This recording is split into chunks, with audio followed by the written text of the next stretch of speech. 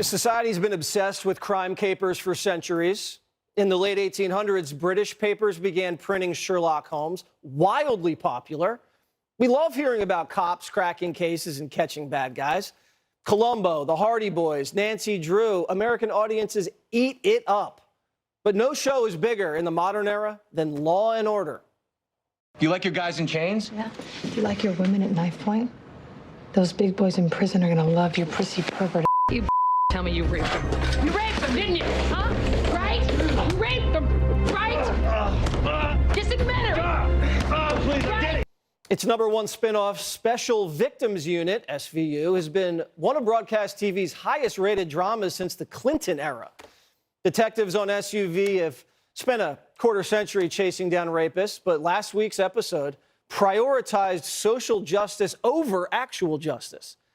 In the episode, a woman is violently raped in a store dressing room, then takes the side of her rapist because he's black.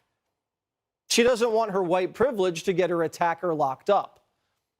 And then her lesbian partner tries to school the cops on racial justice.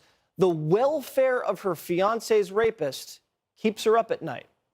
How are you holding up? Not great. I was up all night with Natalie issues.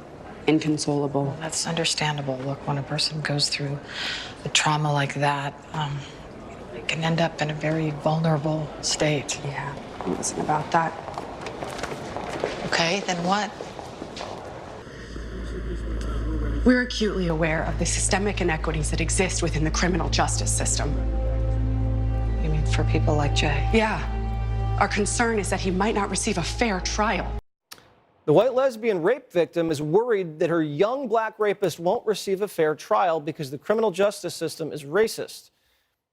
This is the first time Primetime has ever heard a rape victim concerned her rapist won't get a fair trial, but I confess I have not seen many Law and Order episodes. And in a plot twist, the rape victim argues the whole case should be tossed because who needs justice when you can just see a shrink? Natalie, Jay Watson raped you. And this is your chance to do something about it. I am going to. Believe me.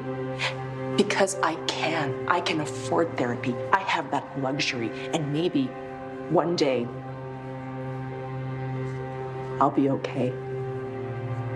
But if that teenager goes to prison,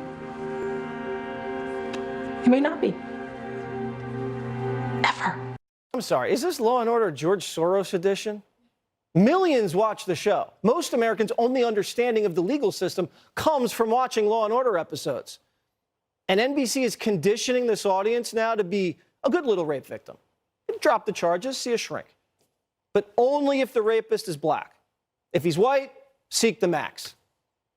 It's social justice engineering on the country's top crime drama.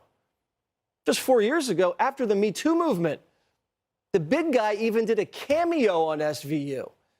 The greatest abuse of power was rape. It takes a woman a long time to heal.